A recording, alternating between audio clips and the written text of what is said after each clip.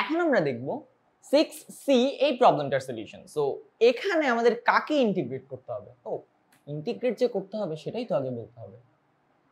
এরকম integration sign দিলে তো কাজ হবে না, সুন্দর করে দেওয়া লাগবে। হ্যাঁ, যে যাই হইছে কাকের ঠ্যাং বকের ঠ্যাং ডাজন্ট ম্যাটার।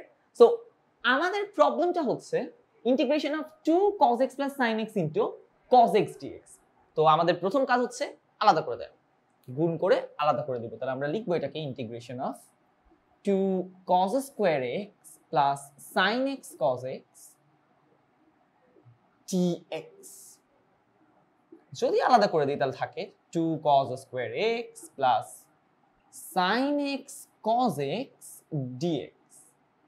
এখন এখানে আমাদের আগে থেকে একটা 2 আছে, সো আমাদেরকে কিছু হেল্প করা। সো 2 cos square x এটাকে আমরা লিখতে পারি 1 plus cos 2x, বাট এখানে শুধু sin x cos x আছে, এন্ড আমরা যদি এটাকে sin 2x এ কনভার্ট করতে চাই আমাদের 2 sin x cos x দরকার।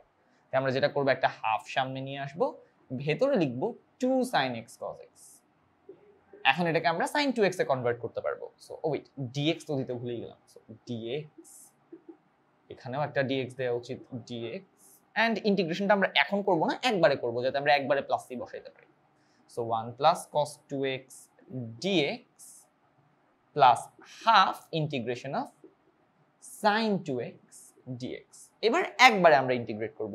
1 কে ইন্টিগ্রেট করলে কি হয়, মানে 1 মানে তো dx, dx কে ইন্টিগ্রেট করলে হয় x, cos 2x কে ইন্টিগ্রেট করলে হয় 2টা সামনে এসে হাফ হয়ে যাবে, half sin 2x minus minus, কারণ sin কে ইন্টিগ্রেট করলে মাইনাস cos হবে, এবং 2টা সামনে এসে হয়ে যাবে 1/4, sin থেকে হয়ে যাবে cos 2x প্লাস c। তাহলে এটাই হচ্ছে আমাদের এই প্রবলেমের সলিউশন।